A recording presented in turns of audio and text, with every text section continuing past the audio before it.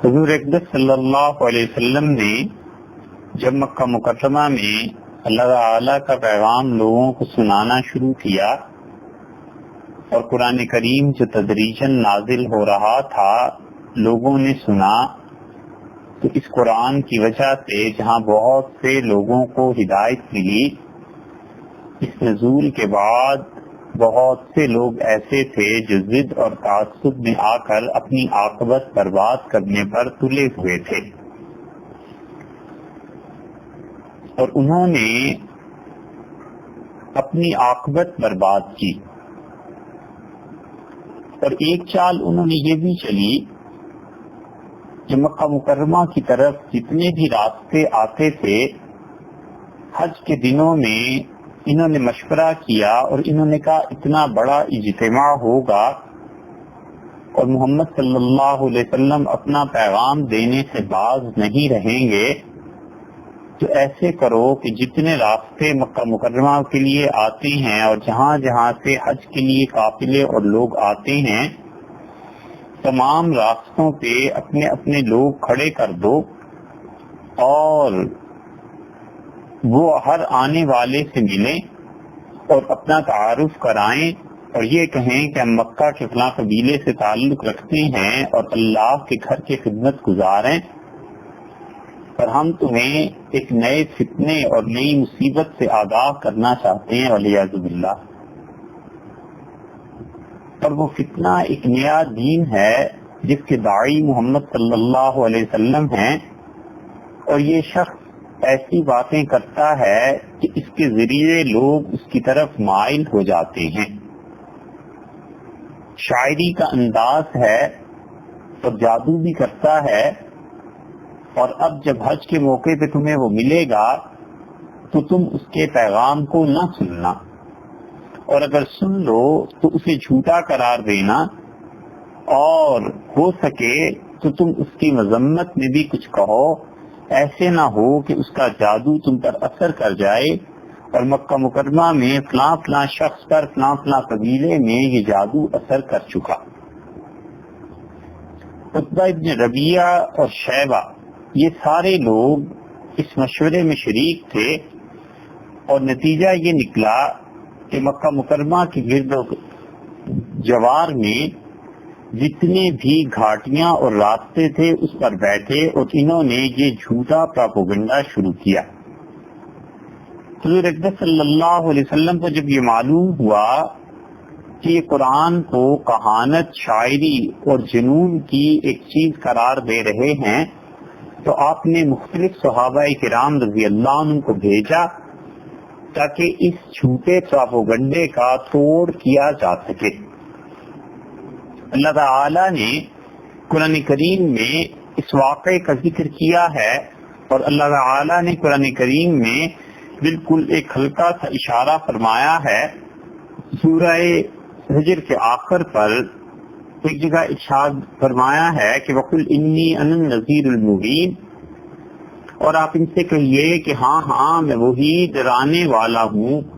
یعنی جیسے مجھ سے پہلے انبیاء علیہ الصلوۃ والسلام آئے تھے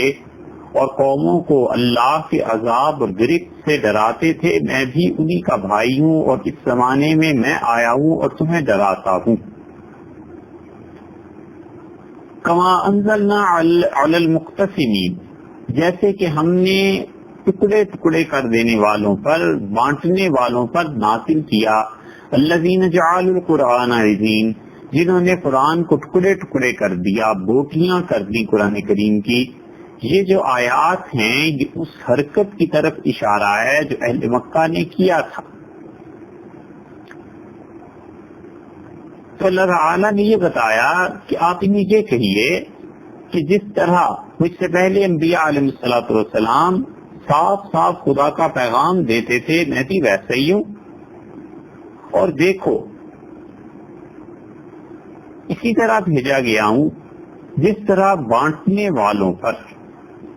یہ مقتسمین سے مراد وہ یہودی اور عیسائی قرار دیے گئے ہیں۔ مفسرین نے اس کی تصریح کی ہے کہ جو اپنے زمانے میں جو کتابیں ان پر نازل ہوئی تھیں اس کو وہ ٹکڑے ٹکڑے کر دیتے تھے. کچھ حصے کو مانتے تھے، کچھ کو نہیں مانتے تھے. اور مفسرین کی بہت بڑی جماعت اس طرف گئی ہے کہ وہ کہتے ہیں کہ کما انزلنا علی المقتسمین الذین جعلوا القرآن عضین، جنہوں نے قرآن کو ٹکڑے ٹکڑے کر دیا، بوٹیاں کر دی. عضین عضو، عضا کا مطلب کسی چیز کو کاٹنا، اس کو ٹکڑے کرنا. جس طرح گوشت کو کاٹ کر بوٹیاں بنایا جاتا ہے، تو قرآن کریم کو اس طرح انہوں نے ٹکڑے ٹکڑے کر دیا ہے. یہ در حقیقت وہ مشرکین ہیں جو اللہ تعالیٰ کے دین کا مذاق اڑاتے تھے، اور جب آپس میں بیٹھتے تھے تو ہنس ہنس کے کہتے تھے کہ دیکھو اس پر جو صورتیں نازل ہوئی ہیں اس کے میں سے ایک کا نام اس نے رکھا ہے بقرہ، گائے. تو ایک کہتا تھا کہ گائے میں لے لوں گا، دوسرا کہتا تھا اور سنو اس پر ایک صورت نازل ہوئی ہے، اور یہ کہتا ہے کہ اس کا نام ہے انعام. تو انعام کا مطلب مویشی، چوپائے، جانور. تو ایک اور کوئی ہنستا تھا، وہ کہتا تھا وہ مجھے دے دینا. تیسرا کہتا تھا ایک اور بھی نازل ہوئی ہے اور اس کا نام ہے عنکبوت، تو وہ صورت عنکبوت ہے یعنی مکڑی. تو وہ کہتا تھا مکڑی کو کیا کرنا ہے، چلو وہ تم لے لینا.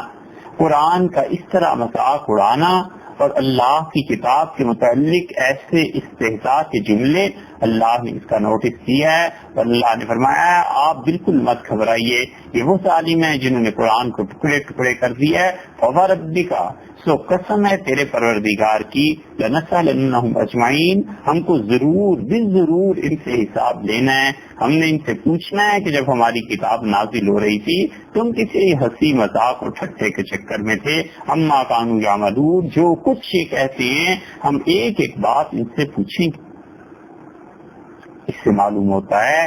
کہ اللہ کو نہایت ناگوار یہ بات گزری کہ لوگ اس کے کلام کا مذاق اڑائیں اور لوگ اس کے کلام کا استہزاء کریں. اس لیے ہمیشہ آدمی کو سوچنا چاہیے کہ غیر سنجیدہ پن کی بھی کوئی حد ہوتی ہے. اگر کسی انسان کی غیر سنجیدگی کی حرکتیں اور غیر سنجیدہ مزاج اتنا ہو جائے کہ وہ اللہ کے دین، کتاب، سنت، ان چیزوں کا استہزاء اور مذاق اڑانے لگے اور اس پہ لطیفے بنانے لگے، تو پھر اس انسان کا اللہ ہی حافظ. اللہ تعالیٰ نے فرمایا اما کانوا یعملون، یہ جو قرآن کے ٹکڑے ٹکڑے کاٹتے ہیں نا، ہم ان سے پوچھیں گے اور بھی ضرور ہمیں پوچھنا ہے. فاصدع بما تؤمر، جو اللہ نے آپ کو حکم دیا ہے آپ ڈنکے کی چوٹ اعلان کیجیے. واعرض عن المشرکین، اور بالکل پرواہ نہ کیجیے شرک کرنے والوں کی. انا کفیناک المستہزئین، ہم بس ہیں، ہم بہت کافی ہیں. یہ جو لوگ آپ کا مذاق اڑاتے ہیں، ٹھٹے کرتے ہیں، ہنسی مذاق کی باتیں کرتے ہیں، ہم بہت کافی ہیں. ان کا یہ جرم تھوڑا ہے کہ الذین یجعلون مع اللہ الہ آخر، کہ انہوں نے اللہ کے ساتھ کسی اور کو بھی اپنا خدا بنا لیا ہے. فسوف یعلمون، انہیں عنقریب پتہ چل جائے گا کہ جو کچھ یہ کرتے ہیں اس پر اللہ نے انہیں کتنا سخت عذاب دیا ہے. اور یہ جو ان کی ہٹ دھرمی ہے آپ اس سے بالکل دل تنگ نہ کیا کریں. تو یہ اللہ تعالیٰ نے جس چیز کی طرف اشارہ فرمایا ہے وہ مقتسمین، ٹکڑے کر لینے والے، بانٹنے والے مفسرین کی اکثریت اس طرف گئی ہے، یا ان میں سے بہت بڑی جماعت اس طرف گئی ہے کہ یہ مکہ کے لوگ تھے، انہوں نے راستوں کو آپس میں بانٹ لیا تھا اور راستوں کے ٹکڑے کر کر کے وہاں پر حضور اقدس صلی اللہ علیہ وسلم کے خلاف بولتے تھے. تو مقتسمین کا ایک ترجمہ راستوں پر بٹ جانے والے. اللہ نے کہا ہم یقیناً پہ اپنا عذاب نازل کریں گے، اور خدا کا عذاب چند سال کے بعد بدر میں نازل ہوا. اور اللہ نے فرمایا فوربک لنسألنہم اجمعین، تیرے رب کی قسم ہم ضرور بالضرور ان سے پوچھیں گے کہ تم راستے بانٹ بانٹ کے گھاٹیاں اور چوراہے اور یہ چیزیں اور جو سڑکیں مکہ کو راستے جاتے تھے ان کو تقسیم کر کر کے تم کھڑے ہوتے تھے. اب نبی کریم صلی اللہ علیہ وسلم نے ان لوگوں کے جواب کا سوچا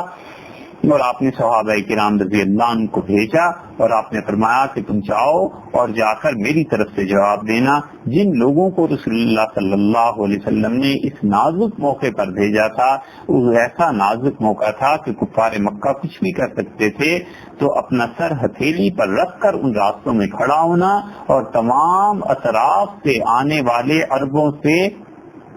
بات کرنا اور ان سے ٹکر لینا اور انہیں سمجھانا اور انہیں کہنا کہ اہل مکہ جو کچھ کہہ رہے ہیں وہ غلط کہہ رہے ہیں اور صحیح بات ہم سے سن لو، یہ کوئی معمولی درجے کی بات تھوڑی تھی. لیکن رسول اللہ صلی اللہ علیہ وسلم نے صحابہ رضی اللہ عنہ انتخاب کیا، اور سیر اعلام النبلاء میں امام ذہبی رحمۃ اللہ علیہ نے لکھا ہے کہ ان میں ایک عبداللہ ابن مسعود رضی اللہ عنہ بھی تھے. رسول اللہ صلی اللہ علیہ وسلم نے فرمایا عبداللہ جاؤ اور یہ جو جھوٹ میرے متعلق لوگ بول رہے ہیں اس کا تم نے جواب دینا ہے. ابن مسعود رضی اللہ عنہ گئے اور انہوں نے جا کر اسی طرح تردید کی لوگوں کے سامنے جس طرح کے لوگ جھوٹ بول رہے تھے. پھر ابن مسعود رضی اللہ عنہ نے رسول اللہ صلی اللہ علیہ وسلم کے اس معجزے کی چیز کو بھی دیکھا جیسے ہی بخاری وغیرہ کی روایات میں آتا ہے، اور وہ چاند کے 2 ٹکڑے کے ہو جانے کا واقعہ ہے، شق قمر جسے کہتے ہیں. اور ان میں بعض کم عمر والے صحابہ رضی اللہ عنہ بھی تھے جیسے عبداللہ ابن عمر رضی اللہ عنہ وغیرہ ہیں، اور ابن مسعود رضی اللہ عنہ عینی شاہد ہیں اس واقعے کے، اور اس واقعے سے بہت پہلے وہ اسلام کو قبول کر چکے تھے. صحیح بخاری ترمذی وغیرہ میں یہ روایات آتی ہے ابن مسعود رضی اللہ عنہ کا کہ وانشق القمر، اور جب چاند ٹکڑے میں تقسیم ہوا ہے، نحن مع النبی صلی اللہ علیہ وسلم، ہم رسول اللہ صلی اللہ علیہ وسلم کے ساتھ تھے اور چاند کے 2 ٹکڑے ہو گئے. فقال لنا اشهدوا، تو رسول اللہ صلی اللہ علیہ وسلم نے فرمایا یہ دیکھو اور اس پر گواہ رہنا، یعنی اسے یاد رکھنا. ابن مسعود رضی اللہ عنہ نے رسول اللہ صلی اللہ علیہ وسلم کا ساتھ دیا ہے ہمیشہ، اتنے تنگ حالات میں بھی اور اتنی سختی کے واقعات میں بھی. پھر نبی کریم صلی اللہ علیہ وسلم کے انتقال کے بعد حضرت ابوبکر رضی اللہ عنہ کا جو دور آیا ہے، اس میں بھی ابن مسعود رضی اللہ عنہ نے حضرت ابوبکر رضی اللہ عنہ کی پوری طرح اطاعت کی. اور حضرت ابوبکر رضی اللہ عنہ نے جب دیکھا کہ صحابہ کرام رضی اللہ عنہ کی بہت بڑی تعداد حضرت اسامہ رضی اللہ عنہ کے ساتھ جہاد میں جا چکی ہے، تو حضرت ابوبکر رضی اللہ عنہ نے بڑی حکمت عملی سے مختلف محاذ جو تھے کھلے ہوئے تھے اس سے مختلف صحابہ رضی اللہ عنہ کو بھیجا اور اس بات کا پورا خیال کیا اور دفاع کیا کہ مدینہ منورہ تک دشمن نہ پہنچنے پائے. عبد الرحمن ابن عوف رضی اللہ عنہ کو اور زبیر اور طلحہ رضی اللہ عنہ کی سرکردگی میں انہوں نے مختلف راستوں پر صحابہ رضی اللہ عنہ کے دستے متعین کیے، اور اسی طرح ابن مسعود رضی اللہ عنہ کو بھی ایک دستے پر مقرر کیا کہ کچھ بھی ہو جائے مدینہ منورہ کی حفاظت ضروری ہے. اور حضرت ابوبکر رضی اللہ عنہ کی یہ استقامت، اللہ نے اس کی ایسی برکات نازل فرمائی کہ تمام کے تمام فتنے دب گئے. اور حضرت ادئی رضی اللہ عنہ جو ایک مارکے سے واپس آ رہے تھے، انہوں نے بتایا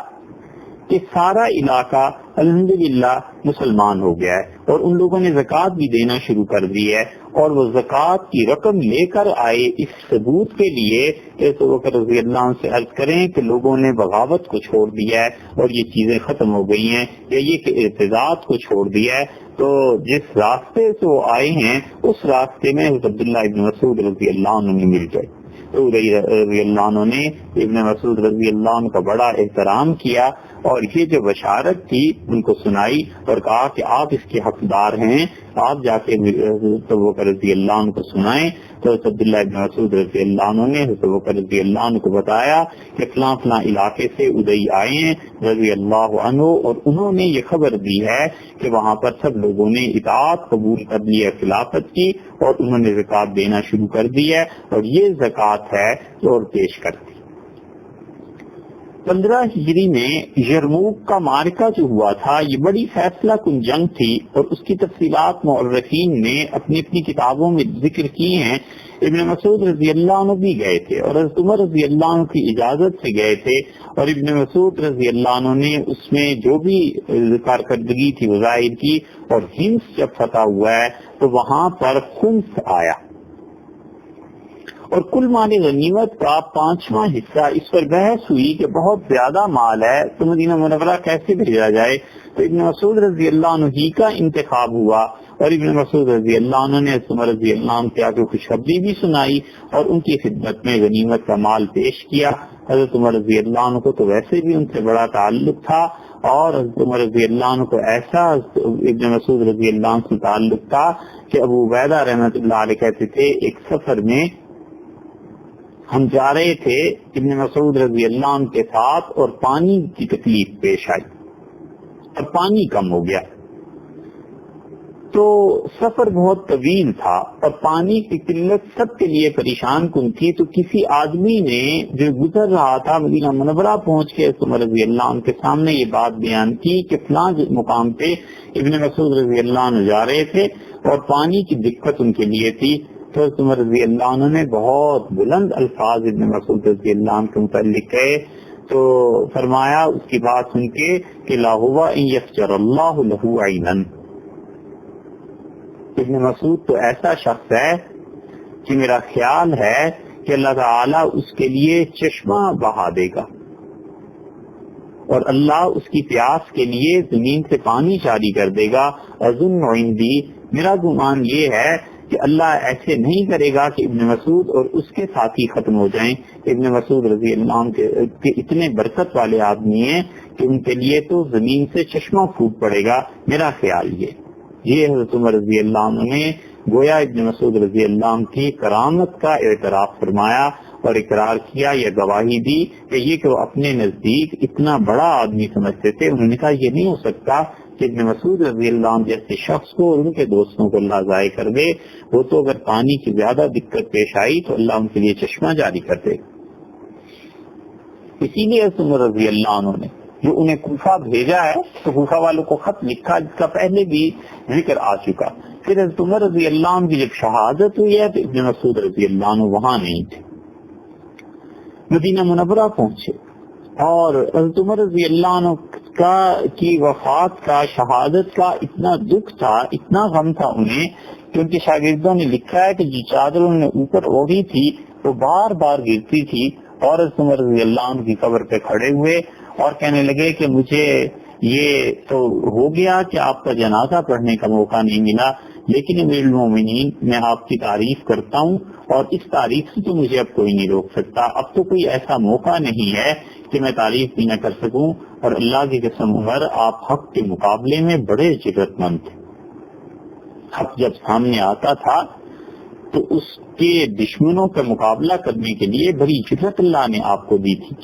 اور جو باطل تھا اس کے معاملے میں بڑے آپ بخیل ہو گئے تھے، یعنی باطل کو نہ قبول کرتے تھے نہ اس پر چپ رہتے تھے اور باطل کی مذمت فرماتے تھے، اور خوشی کے موقع پہ آپ بڑے خوش ہونے والے آدمی تھے، اور جو ناراضگی اللہ کی تھی آپ اس پہ ناراض بھی ہوتے تھے، اور اللہ کی قسم عمر میں نے زندگی بھر نہیں دیکھا کہ آپ نے خام خواہ کسی کا عیب بیان کیا ہو، اور میں نے یہ بھی نہیں دیکھا کہ بغیر وجہ کہ آپ نے کسی کی تعریف کی۔ بہت بڑے جملے ہیں، آدمی سوچے کہ قسم کھا کر یہ کہنا کہ خدا کی قسم میں نے نہیں دیکھا کہ آپ نے کبھی بلا وجہ کسی کا عیب بیان کیا ہو، اس سے معلوم ہوتا ہے کہ حضرت عمر رضی اللہ عنہ کسی پہ نکتہ چینی، کوئی عیب، کوئی اس کے شخص کو کہتے تھے تو بہت سوچ سمجھ کے کہتے تھے، اور یہ گواہی بھی کسی معمولی آدمی کی نہیں ہے، فقیہ الامت ہیں ابن مسعود رضی اللہ عنہ، ان کی گواہی۔ اور پھر بعض لوگوں کا مزاج ہوتا ہے کہ موقع بے موقع کسی کی تعریف شروع کر دی، ابن مسعود رضی اللہ عنہ نے اس پہ بھی قسم کھائی کہ بغیر وجہ کہ آپ تعریف نہیں کرتے تھے، کوئی نہ کوئی بات پیش آتی تھی، اور پھر کہا کہ اللہ آپ کو اسلام کی طرف سے بڑی جزائے خیر دے، اور آپ کا اسلام میں داخل ہونا اور اسلام کو قبول کرنے کا دن وہ عزت والا دن تھا، اور وہ دن جس دن آپ کی شہادت ہوئی ہے بڑا تکلیف دے اور اسلام کے لیے بہت بڑی دراڑ پیدا کر دینے والا دن تھا۔ تو عمر رضی اللہ عنہ کے ساتھ ان کا تعلق جو تھا اس کے کئی ایک واقعات ہیں، ممکن ہے کچھ اور بھی آئیں۔ امیر المومنین رضی اللہ عنہ کی شہادت جو تھی وہ 24 ہجری میں ہوئی ہے،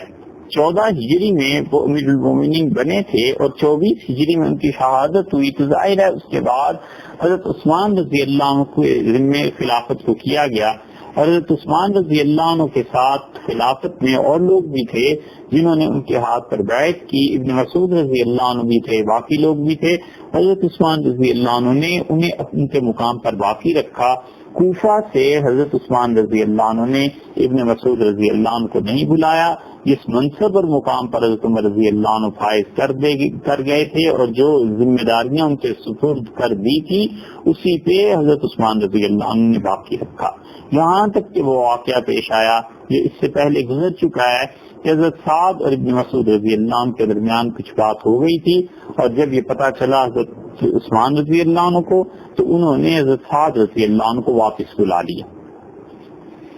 کوفہ والوں کو جہاں اتنی محبت اور تعلق تھا اور اتنا کچھ تھا، اس میں سے ایک گروہ پورا ایسا تھا جو ابن مسعود رضی اللہ عنہ کا مخالف بھی تھا،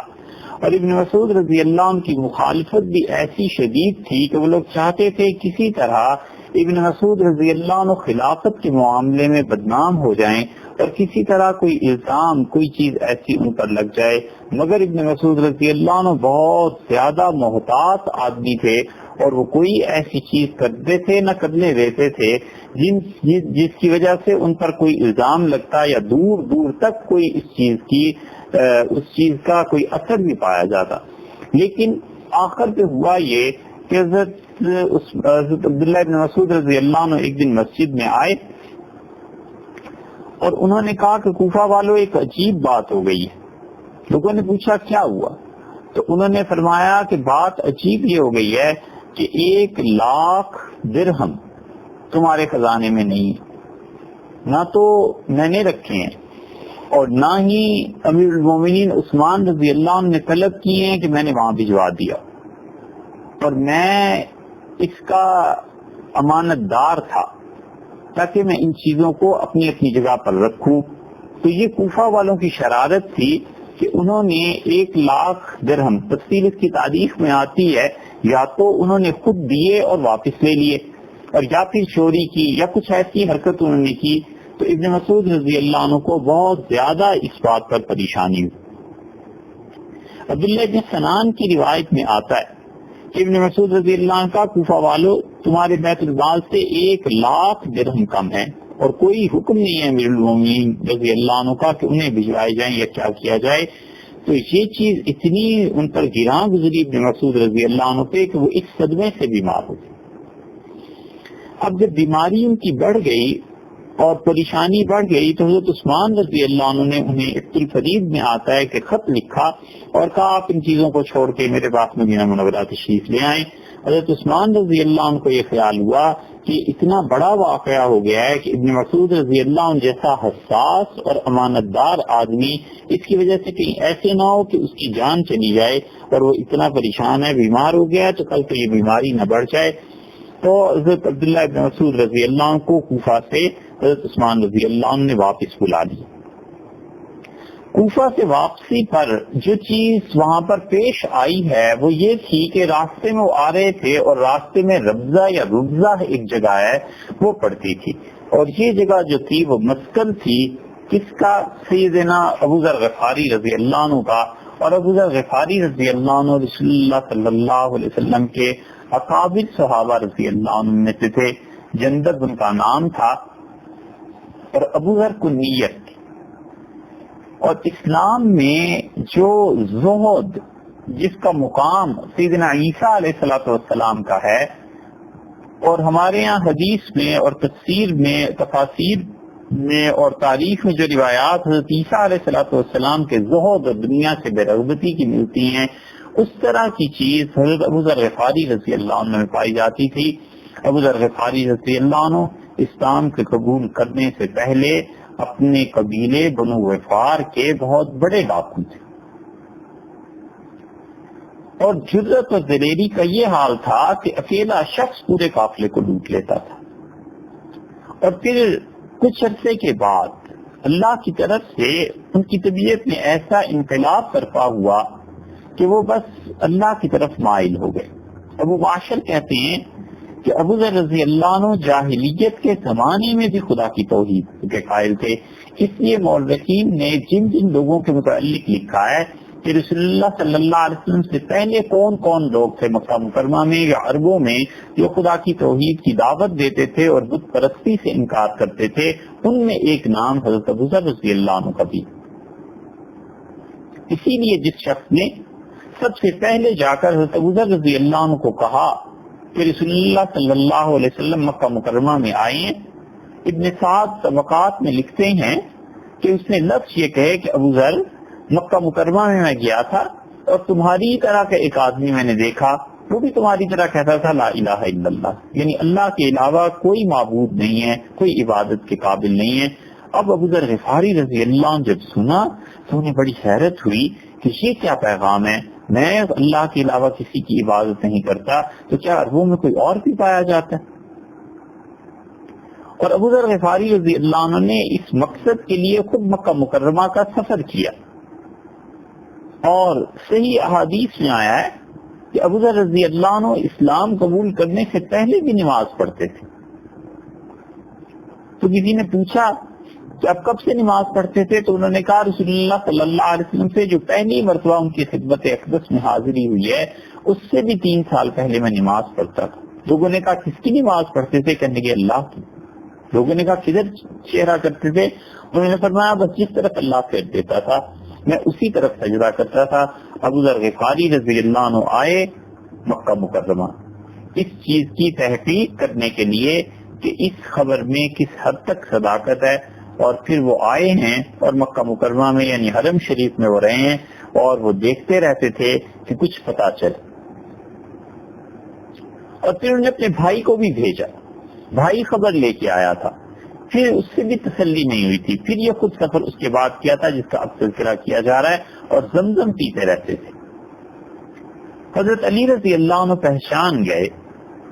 کہ یہ شخص جو یہاں آیا ہے اور زمزم پہ گزارا کرتا ہے آخر اس کا مقصد کیا ہے؟ نگاہیں جستجو میں ہیں اور کسی نہ کسی چیز کی تلاش میں ہے، یہ ڈھونڈتا کیا ہے؟ تو ابو ذر غفاری رضی اللہ عنہ کہتے تھے کہ میرے پاس ایک دن آئے اور مجھ سے کہنے لگے کہ آپ مسافر ہیں، تو میں نے ان سے کہا کہ ہاں، تو انہوں نے کہا میرے گھر چلے جاؤ،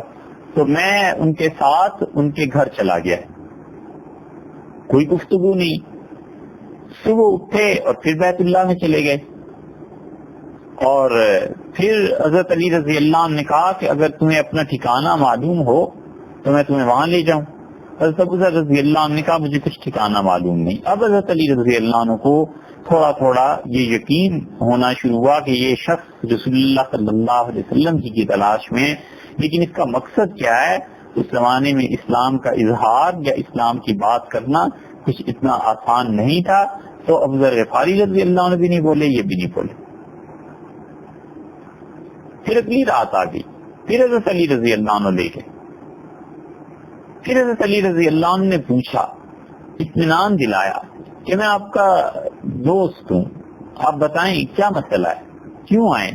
انہوں نے کہا میں نے سنا ہے کہ یہاں کسی شخص نے نبوت کا دعویٰ کیا ہے اور میں نے اپنے بھائی کو بھی بھیجا تھا لیکن کوئی خبر نہیں لایا، تو اس لیے آیا ہوں۔ حضرت علی رضی اللہ عنہ کو اطمینان ہوا تو انہوں نے کہا کہ آپ نے نیکی کا راستہ پا لیا اور صبح آپ میرے ساتھ چلے جائیں،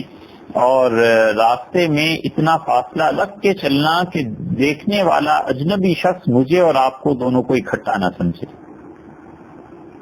اور جہاں خطرہ ہوا وہاں پر میں جھک جاؤں گا، اپنا جوتا درست کرنے لگوں گا۔ یہ علامت ہے اس بات کی کہ آپ اپنا سفر جاری رکھیں، چلتے رہیں مکہ میں، میرے ہی خاطر رکیے نہیں، خطرہ ہے بس نکل جائیے۔ تو یہ مرحلہ اگرچہ پیش نہیں آیا لیکن حضرت علی رضی اللہ عنہ نے انہیں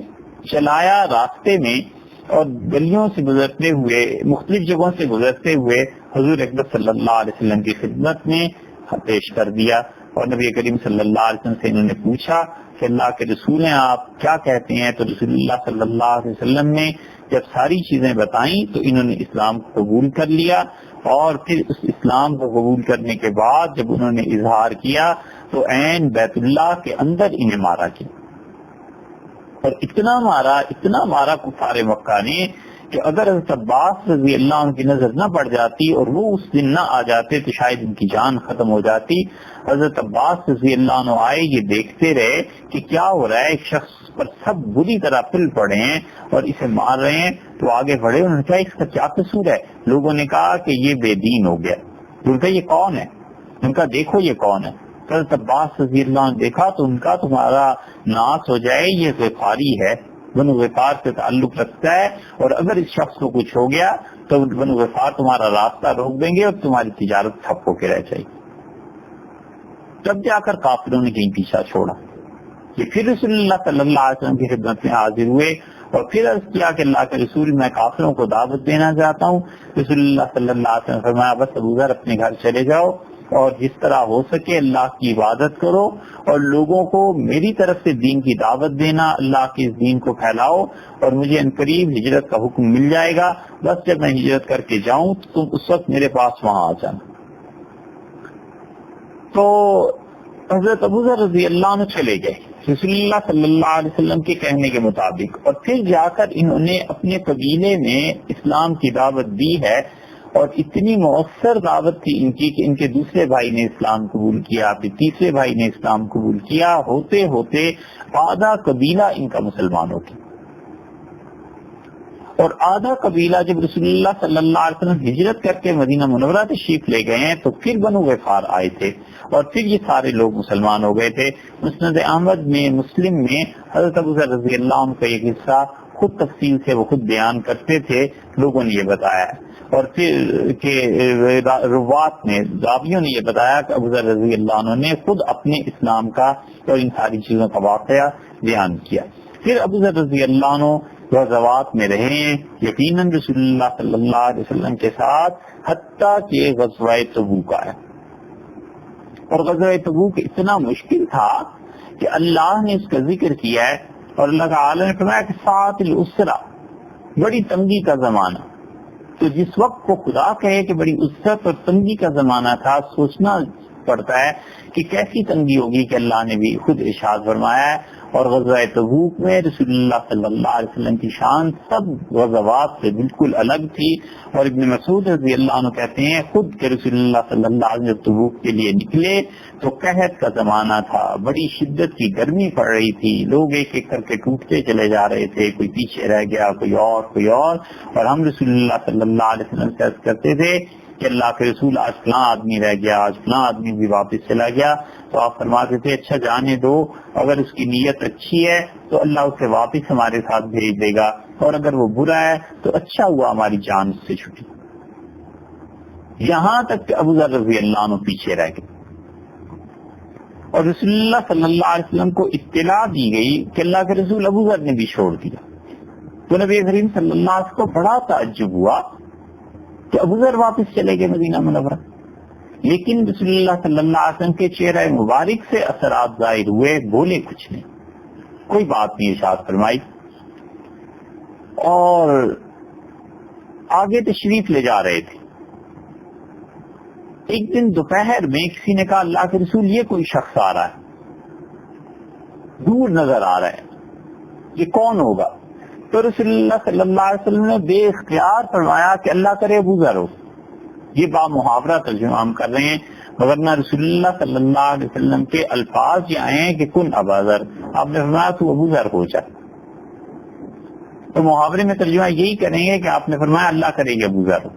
اور واقعی جب قریب پہنچے تو ابو ذر غفاری رضی اللہ عنہ سے رسول اللہ صلی اللہ علیہ وسلم بڑے خوش ہوئے انہیں دیکھ کے, اور آپ نے فرمایا کہ دیکھو ابو ذر ایسا آدمی ہے, اللہ اس پر رحم کرے, تنہا چلتا ہے اور تنہا انتقال کرے گا اور قیامت کے دن بھی تنہائی اٹھے گا. یہ حدیث بہت جگہ پر آئی ہے, مستدرک کے حاکم میں بھی آئی ہے, مسلم وغیرہ کی روایت میں بھی آئی ہے, لیکن اس میں ایک اشکال ہے جو سمجھ بھی لینا چاہیے, یا یہ کہ اسے بیان کرنا مناسب معلوم ہوتا ہے. ابو ذر غفاری رضی اللہ عنہ جو آئے ہیں تو رسول اللہ صلی اللہ علیہ وسلم نے گویا دعا کے طور پر یہ جملہ کہا نا کہ تو ابو ذر ہو جا. اس سے بعض اہل علم میں ہیں, وہ اہل علم, لیکن انہوں نے جو اس سے استدلال کیا ہے, اس استدلال میں انہوں نے غلط استدلال کیا ہے, وہ ان کے علم کی شان کے مطابق نہیں. انہوں نے ثابت یہ کیا ہے اس اللہ حدیث کو لکھ کے, اس جیسی چیزوں کو, کہ رسول اللہ صلی اللہ علیہ وسلم کو اللہ تعالی نے کن فیکون کا اختیار دے دیا تھا. جیسے اللہ تعالی نے اپنے متعلق کہا ہے نا کہ اذا اراد شیئا ان یقول له کن, اللہ جب کسی چیز کے متعلق یہ ارادہ فرماتے ہیں کہ یہ چیز ہو جائے فیکون, وہ ہو جاتی ہے. تو اللہ کا کام تو بس اتنا سہل آسان حق تعالی شانو کا اتنی قدرت اور اتنا ارادہ ہے کہ وہ کہتا ہے ہو جا وہ ہو جاتی ہے. تو بعض لوگوں نے اس صفت کو نبی کریم صلی اللہ علیہ وسلم میں گنوانا چاہا اور وہ کہتے ہیں علیہ باللہ رسول اللہ صلی اللہ علیہ وسلم کو بھی یہ اختیار حاصل تھا کہ وہ کن کہتے تھے فیکون ہو جاتا تھا. اور اس سلسلے میں انہوں نے کہا کہ جب دیکھو غزوہ تبوک میں ابو ذر رضی اللہ عنہ نہیں آئے تو رسول اللہ صلی اللہ علیہ وسلم نے ایک آدمی کو دیکھا اور دور سے اسے آتا دیکھ کر فرمایا کہ کن ابا ذر تو ابو ذر ہو جا, تو ابو ذر ہو گیا تھا. تو یہ کن فیکون کے اختیارات تھے. یہ ہے ساری بودے دلائل اور صحیح بات سے غلط چیز کو ثابت کرنا. سیدھی سادی سی بات ہے کہ اگر وہ ابو ذر رضی اللہ عنہ نہیں تھے, کوئی اور آدمی تھا, اور رسول اللہ صلی اللہ علیہ وسلم کہ تو ابو ذر ہو جا, اور پھر واقعی وہ ہو گیا کن فیکون کی قدرت کی وجہ سے, تو اصل ابو ذر رضی اللہ عنہ کہاں گئے؟ پھر دو ابو ذر رضی اللہ عنہ ہو جانے چاہیے نا. اس لیے اب کوئی یہ کہے کہ مسلم میں فلاں جگہ پہ یہ روایت آئی ہے, رسول اللہ صلی اللہ علیہ وسلم کن ہو جا, اور وہ ہو گئے, تو ایک عام آدمی بیچارہ اس کا کیا جواب دے؟ وہ کہے گا ہاں بھی حاصل ہوں گے رسول اللہ صلی اللہ علیہ وسلم کے اختیارات, لیکن اچھی طرح یقین سے جان لینا چاہیے کہ حضور اقدس صلی اللہ علیہ وسلم تمام تر عزت, عظمت, ادب, احترام, رفعت, محبت سب چیزوں کے باوجود قطعاً کسی درجے میں اللہ کے شریک نہیں تھے. اللہ کی قدرت میں, اللہ کی طاقت میں, حق تعالی شانہ کی وحدانیت میں ذرہ برابر ان کا کوئی حصہ نہیں تھا. نبی کریم صلی اللہ علیہ وسلم اللہ کے بندے تھے, اس کے رسول تھے, اور اللہ نے پوری کائنات کو ہدایت دینے کے لیے اس آخری نبی علیہ الصلوۃ والسلام پر اعتبار فرمایا. مگر یہ نہیں ہے کہ ہم رسول اللہ صلی اللہ علیہ وسلم کو اللہ تعالیٰ کی صفات عالیہ میں شریک ٹھہرا دیں, اور الیاذ باللہ اس قسم کی صحیح روایات سے ہم غلط چیزیں ثابت کریں. یہ نبی کریم صلی اللہ علیہ وسلم کی محبت کی بات تھی. یعنی فکر رہی نا کہ ابو ذر کدھر چلے گئے, وہ کیوں چھوڑ گئے ہوں گے, کیا ہوا ہوگا. تو کسی نے بتایا وہ کوئی شخص آ رہا ہے, تو رسول اللہ صلی اللہ علیہ وسلم بے اختیار فرمایا کہ کن ابا ذر, تو ابو ذر ہی بن جا. اور اسی کا محاورہ ترجمہ یہی ہو سکتا ہے عام زبان میں کہ اللہ کرے ابو ذر ہو, تو ابو ذر غفاری رضی اللہ عنہ تھے. اور واقعہ یہ ہوا تھا کہ ابو ذر رضی اللہ عنہ کا اونٹ بیمار ہو گیا تھا, اور ابو ذر رضی اللہ عنہ نے کوشش کی کہ قافلے میں اس اونٹ کو لے کر چلیں. لمبا سفر تھا, مگر اونٹ کی بیماری بڑھ گئی. انہوں نے چلانے کی کوشش کی تو نہیں چلا, تھوڑا سا چلا پھر رک گیا. تو ابو ذر رضی اللہ عنہ نے اپنا سامان اتارا اور اپنے کندھوں پہ لادا اور پیدل چل پڑے, اور رسول اللہ صلی اللہ علیہ وسلم نے منزل میں قیام فرمایا. ابو ذر رضی اللہ عنہ نہیں تھے, تو صحابہ رضی اللہ عنہ نے کہا ابو ذر بھی رہ گئے. اگلی منزل پر جب رسول اللہ صلی اللہ علیہ وسلم کا قیام ہوا یا جا رہے تھے اگلی منزل کی طرف, تو اس اثنا میں ابو ذر رضی اللہ عنہ مسلسل سفر کرتے رہے, اور جتنی دیر اب پہلی منزل پر ٹھہرے تھے اتنی دیر میں انہوں نے پیدل وہ راستہ کور کر کے رسول اللہ صلی اللہ علیہ وسلم سے ملاقات کر لی. اور نبی کریم صلی اللہ علیہ وسلم دیکھ کے خوش بھی ہوئے, اور آپ نے فرمایا کہ اللہ رحم کرے ابو ذر پہ, اکیلا چلتا ہے, اکیلا ہی انتقال ہوگا اس کا, اور اکیلا ہی اٹھایا جائے گا. اور ابو ذر رضی اللہ عنہ کی پھر یہی حالت ہو گئی تھی. نبی کریم صلی اللہ علیہ وسلم کے ساتھ بڑا تعلق تھا, اور رسول اللہ صلی اللہ علیہ وسلم کو ابو ذر رضی اللہ عنہ سے بھی بڑا تعلق تھا. اس کے واقعات پھر سے ہی آئیں گے شاید آج بھی کچھ. تو ابو ذر رضی اللہ عنہ نے ساری خلافت کے دور میں اپنی سرہ امتیاز کو قائم رکھا کہ دنیا سے دوری اور تناؤ کی زندگی سے اجتناب. لیکن جب حضرت عمر رضی اللہ عنہ کا زمانہ گزرا اور حضرت عثمان رضی اللہ عنہ کا دور آیا, تو اللہ تعالیٰ نے مسلمانوں کو بہت وسعت دے دی تھی, بہت پیسے آ گئے تھے, بیت المال بھر گیا تھا. اور خلیفہ پھر سیدنا عثمان رضی اللہ عنہ جیسے سخی, جواد اور دونوں ہاتھوں سے لٹانے والے آدمی, انہوں نے مسلمانوں کے لیے اپنے خزانوں کے منہ کھول دیے.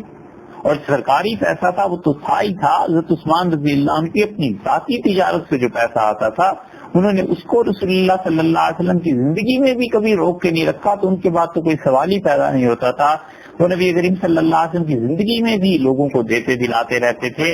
اور ان کے وفات کے بعد بھی وہ اسی جگہ پہ اسی روش پہ قائم تھے. اور ابو ذر رضی اللہ عنہ اس زمانے میں شام تشریف لے گئے اور شام میں حضرت معاویہ رضی اللہ عنہ کا دور تھا. اللہ تعالیٰ نے یہ جو فرمایا ہے کہ والذین یکنزون الذھب والفضہ، وہ لوگ جو سونے اور چاندی کو جمع کر لیتے ہیں، ولا ينفقونها فی سبیل اللہ، اور اللہ کے راستے میں اسے خرچ نہیں کرتے، انہیں عذاب کی بشارت دو. اس آیت پر اختلاف ہوا. حضرت معاویہ رضی اللہ عنہ اور باقی صحابہ رضی اللہ عنہ کی رائے یہ تھی کہ جب کوئی آدمی سونا اور چاندی جمع کرتا ہے اور پھر اس میں سے زکوٰۃ، عشر، صدقہ، جتنی چیزیں شریعت نے اس کے ذمہ واجب قرار دی ہیں، جب وہ ادا کر دیتا ہے تو اب اس کا مال پاک ہے. ابو ذر غفاری رضی اللہ عنہ کا مسلک اور فتویٰ یہ تھا کہ وہ کہتے تھے سارا خرچ کرو، ضروریات زندگی کے علاوہ سارا خرچ کرو. صحابہ رضی اللہ عنہ نے سے عرض کیا کہ حضرت اگر سارا خرچ کر دیں اور اللہ کی مرضی بھی یہی ہو اور قرآن کی اس آیت کا مطلب بھی یہی ہو تو پھر وراثت کا کیا بنا؟ وراثت کی آیات کس لیے آخر؟ اور ان کا موقف یہ تھا کہ اس کا مطلب ہے مسلمانوں کو ضروریات زندگی سے زائد اگر ان کے پاس مال کچھ ہے تو اس کے رکھنے کی اجازت ہے. یہ ضروری نہیں ہے، فرض اور واجب نہیں ہے، مستحب ہے کوئی سارا خرچ کر دے، لیکن فرض واجب نہیں. ابو ذر رضی اللہ عنہ کہتے تھے فرض ہے، بس اپنی ضروریات زندگی 1 سال کی رکھو، باقی سب مال اللہ کی راہ میں خرچ کرو. اور یہ ان کا مسلک رہا. اور اس سلسلے میں حضرت معاویہ رضی اللہ عنہ کی، حضرت کعب رضی اللہ عنہ کی اور لوگوں کی بھی بحث ہوئی. حضرت عمر رضی اللہ عنہ کا جو آخری دور تھا اس میں بھی یہ مباحث ہوتی تھی. حضرت عمر رضی اللہ عنہ نے خود فرما دیا تھا کہ جب کوئی شخص اپنے مال میں سے وہ حصہ خرچ کر دیتا ہے جو اللہ نے اس کے ذمہ واجب اور ضروری قرار دیا ہے تو پھر اس کا مال رکھنا جائز ہے. تو ابو ذر رضی اللہ عنہ اس آیت کو اتنا عام کرتے تھے کہ ہر مسلمان کے لیے ضروری قرار دیتے تھے کہ جب انہوں نے اس مسلک کو بیان کرنا شروع کیا تو معاویہ رضی اللہ عنہ پریشان ہوئے. انہوں نے کہا ایسے نہ ہو کہ شام میں کچھ لوگ حضرت ابو ذر رضی اللہ عنہ سے متاثر ہو رہے ہیں اور ہوتے ہوتے یہ ایک گروہ بن جائے، اور ادھر دوسری طرف صحابہ کرام رضی اللہ عنہ میں اور یہ اختلاف امت کے لیے کوئی نقصان کا باعث بنے. انہوں نے کوئی بھی کام کہنے سننے کی بجائے سیدھا حضرت عثمان رضی اللہ عنہ کو مدینہ منورہ اطلاع دے دی کہ یہاں یہ صورتحال پیش آ رہی ہے اور آپ اس کو دیکھ لیجئے کیا کرنا ہے. حضرت عثمان رضی اللہ عنہ جب یہ خط پڑھا تو انہوں نے لکھا کہ ابو ذر آپ میرے پاس آ جائیے. تو ابو ذر رضی اللہ عنہ جب مدینہ منورہ پہنچے ہیں تو حضرت عثمان رضی اللہ عنہ نے کہا کہ مدینہ منورہ میں جہاں آپ چاہیں آپ قیام کریں، اور صبح شام ایسی اونٹیاں جو دودھ دیتی ہیں آپ کے دروازے پہ ہم لوگ بھیج دیا کریں گے، اور سرکاری کارندے آئیں گے، اور آپ جتنا دودھ آپ کی ضرورت ہو اتنا لے لیا کیجیے، جتنے پیسے چاہیں وہ مجھ سے لے لیجیے، اور آپ اللہ کی عبادت کیجیے. ابو ذر رضی اللہ عنہ نے 2 باتیں کی. انہوں نے کہا ایک تو امیر المومنین مجھے دنیا کی ضرورت نہیں، میں بس جیسا ہوں ایسا ہی کافی. اور دوسری بات انہوں نے کہی کہ مدینہ منورہ پہنچ کر میں نے آبادی کا اندازہ کیا ہے، اور رسول اللہ صلی اللہ علیہ وسلم نے مجھ سے فرمایا تھا کہ اذا بلغ البناء بالمدینہ سلعا، جب سلع ایک جگہ کا نام تھا، ایک جگہ زمین تھی اس کو کہتے تھے، تو رسول اللہ صلی اللہ علیہ وسلم نے فرمایا تھا کہ جب مدینہ منورہ سلع تک آباد ہو جائے تو تم چھوڑ دینا مدینہ منورہ کو. تو میں نے رسول اللہ صلی اللہ علیہ وسلم کی اس نصیحت پر عمل کیا، اور سلع تک جب آبادی پہنچی تو میں شام ہجرت کر کے چلا گیا تھا. اب آپ نے مجھے بلا لیا، اب میں مدینہ منورہ میں نہیں رہ سکتا کیونکہ رسول اللہ صلی اللہ علیہ وسلم نے مجھے یہاں رہنے سے منع فرما دیا تھا. تو حضرت عثمان رضی اللہ عنہ نے کہا پھر آپ بتائیں کیا کریں. یہ بات چیت بس اتنی ہوئی، اور پھر حضرت ابو ذر رضی اللہ عنہ چلے گئے اور لوگوں نے ان کے گرد ہجوم کرنا شروع کیا. تو حضرت عثمان رضی اللہ عنہ کے ذہن میں تھا کہ شام میں بھی یہ بات ہو چکی ہے، اب مدینہ منورہ میں ایسی بات نہ پیش آ جائے. تو انہوں نے کہا مکہ مکرمہ کے قریب ایک گاؤں ہے، وہاں پہ لوگ آباد ہیں، آپ وہاں چلے جائیے. تو ابو ذر رضی اللہ عنہ نے خود خواہش ظاہر کی کہ مجھے وہی جگہ دے دیں. طبقات ابن سعد میں آتا ہے کہ ابو ذر رضی اللہ عنہ اپنی خواہش کے مطابق وہاں چلے گئے، اہلیہ کو بھی لے گئے، وہاں بنو ثعلبہ تھے، ان لوگوں نے ہاتھوں ہاتھ لیا، اور عراق والے جو پہلے سے ابن مسعود رضی اللہ عنہ کے خلاف تھے اور لوگوں کے بھی، انہوں نے اس موقع پہ فائدہ اٹھانا چاہا اور وہ صلاح پہنچے ربضہ جو گاؤں تھا، اور انہوں نے کہا حضرت ابو ذر غفاری رضی اللہ عنہ سے کہ ہم لوگ آپ کی حمایت کرتے ہیں اور آپ ایسے کریں کہ عثمان رضی اللہ عنہ کے خلاف بغاوت کریں۔ تو ابو ذر غفاری رضی اللہ عنہ ڈانٹا اور انہوں نے کہا میرے معاملے میں دخل نہ دو، اور یہ جو امیر المومنین ہیں ہمارے حاکم، انہیں رسوا نہ کرو، کیونکہ میں نے رسول اللہ صلی اللہ علیہ وسلم سے سنا ہے، آپ نے فرمایا تھا جو اپنے حاکم کو رسوا کرتا ہے اللہ اس کی توبہ قبول نہیں کرتا۔ یہ اسلام نے جو اجتماعی زندگی سکھائی ہے اس کے آداب ہیں کہ حکومت اگر ٹھیک ہو، اپنی ذمہ داریاں پوری کر رہی ہو، امن، انصاف، تعلیم، یہ تینوں چیزیں مختلف احادیث سے معلوم ہوتا ہے کہ حکومت اگر امن قائم رکھے تاکہ تجارت بڑھے، تبلیغ بڑھے، اللہ کے دین کی طرف دعوت دینے کا کام بڑھے، لوگ آزادی اور اطمینان سے اللہ کو یاد کر سکیں، اور دوسری چیز انصاف میسر ہو تاکہ لوگ بے فکر ہوں کہ ہم عدالت میں جائیں گے اور انصاف لے کے آئیں گے، اور تیسری چیز تعلیم۔ حضرت عمر رضی اللہ عنہ نے اسی لیے حکم دیا تھا کہ بچوں کے نام لکھو اور جو ماں باپ تعلیم کے لیے اپنے بچے کو نہیں بھیجتے انہیں جیل ڈال دو۔ تو جب تعلیم کا نظام ٹھیک ہو، امن ہو، اطمینان ہو، انصاف مل رہا ہو اور معاشی حالات درست ہوں، حکومت ٹھیک کام کر رہی ہو، تو پھر ایسی حکومتیں اور اسٹیبلشڈ گورنمنٹ کے خلاف ٹکر لینا اور اٹھنا یہ کہاں کی عقل مندی ہے؟ تو ابو ذر غفاری رضی اللہ عنہ نے کہا کہ میں امیر المومنین کے خلاف نہیں کچھ کروں گا، کیونکہ رسول اللہ صلی اللہ علیہ وسلم بتایا ہے کہ اس شخص کی توبہ بھی قبول نہیں ہوتی، اور پھر فرمایا کہ عثمان مجھے پھانسی پہ چڑھا دیتے تو میں اٹھ نہ کرتا، میں سمجھتا ان کا فیصلہ درست ہے اور وہ میری اچھائی اور میری بھلائی کے لیے کام کرتے، اور تم ربضہ کی بات کرتے ہو کہ میں یہاں آ گیا ہوں مکہ مکرمہ کے قریب ایک گاؤں میں، امیر المومنین مجھے مشرق میں بھیج دیتے، مغرب میں بھیج دیتے، تو بھی میں سر جھکا کے نہیں چلا جاتا، کیونکہ مجھے پتا تھا کہ وہ میرے خلاف نہیں ہے، وہ میری بھلائی چاہتے ہیں، اور اگر عثمان رضی اللہ عنہ مجھے کہہ دیتے کہ تم اپنے گھر پہ ہی رہو اور کسی سے نہ ملو، گویا نظر بندی کی ایک صورت ہو گئی نا۔ تو طبقات ابن سعد میں آتا ہے کہ ابو ذر رضی اللہ عنہ فرمایا میں اس میں بھی خیر ہی سمجھتا، کیونکہ خلافت حضرت عثمان رضی اللہ عنہ کی یہ سراسر خیر ہی ہے۔ تو ان کوفہ والوں کو وہاں سے گویا صاف جواب مل گیا۔ تو ابو ذر غفاری رضی اللہ عنہ جو تھے ان کے پاس تھا کیا گاؤں میں؟ چند بکریاں، 3 گدھے آتا ہے رکھے ہوئے تھے، اور اس پہ وہ کام کروا لیتے تھے، کوئی چیز دھونی ہوئی، ایک جگہ سے دوسری جگہ لے جانی ہوئی، اور چند ایک بکریاں اور بکرے رکھے ہوئے تھے، بس یہ ساری کائنات تھی۔ اور علم اللہ نے اتنا دیا تھا ابو ذر رضی اللہ عنہ کو، خاموش رہتے تھے، لیکن اتنا علم تھا کہ حضرت علی رضی اللہ عنہ نے ایک دن فرمایا کہ ابو ذر کے پاس اتنا علم ہے کہ لوگ اس کے مقابلہ کرنے سے عاجز ہیں، لیکن ابو ذر نے اپنے علم کو خزانے کی طرح ایک تھیلی میں بند کر دیا ہے اور لوگ اس سے فائدہ نہیں اٹھا سکتے۔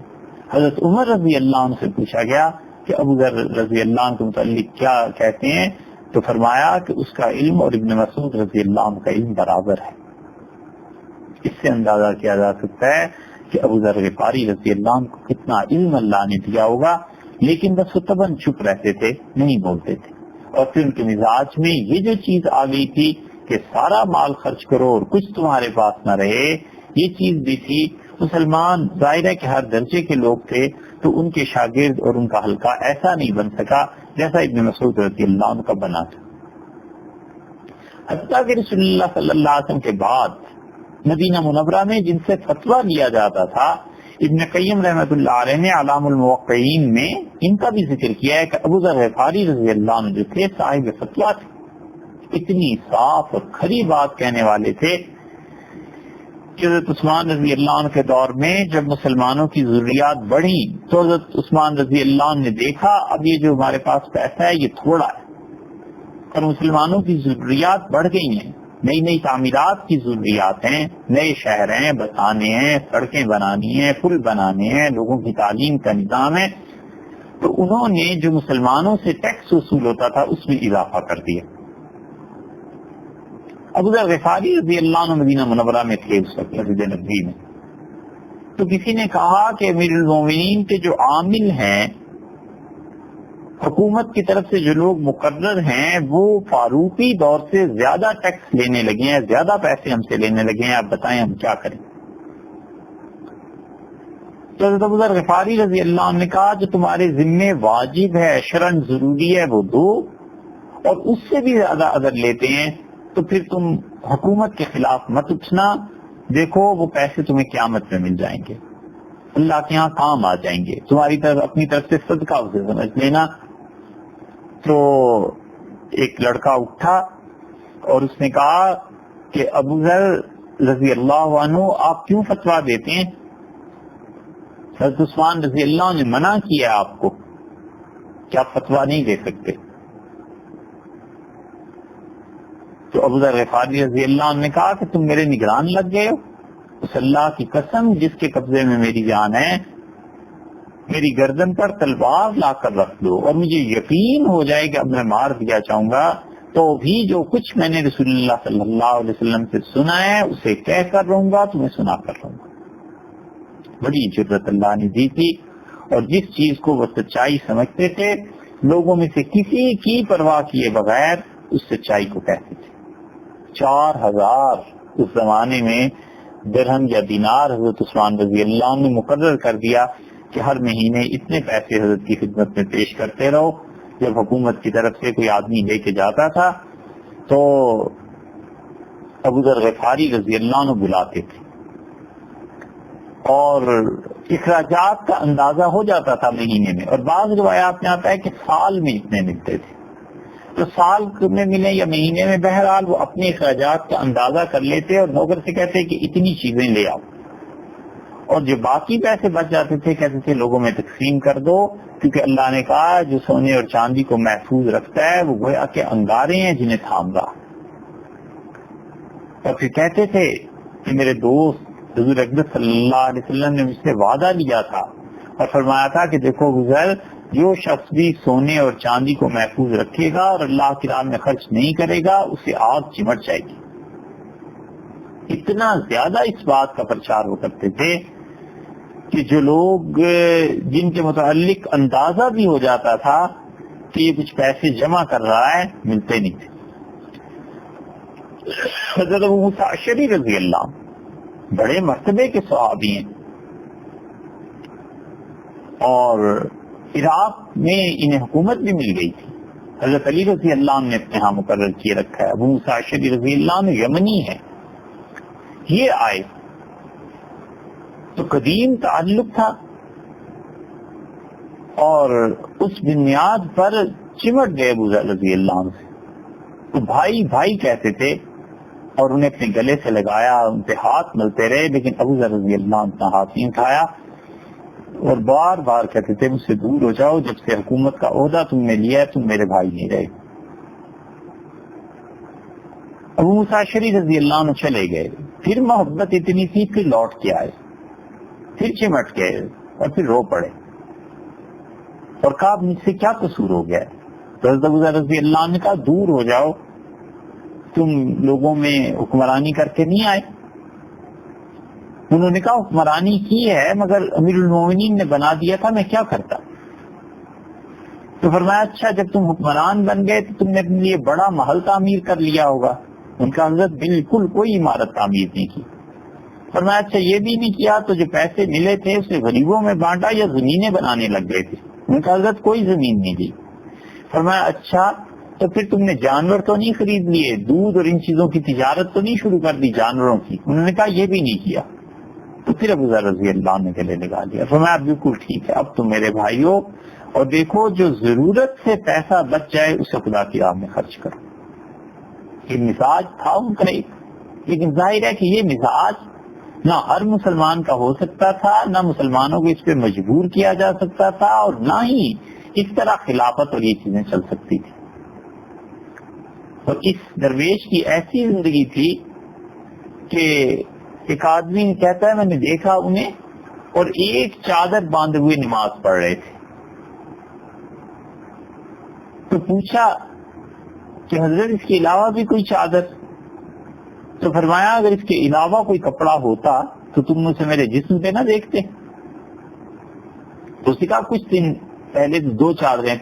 تھیں آپ کے پاس، فرمایا وہ میں نے ایک آدمی کے لیے رکھی تھی، بس اس کو دے دی۔ پھر ایک دن ایک آدمی نے 2 چادریں دیکھ لی،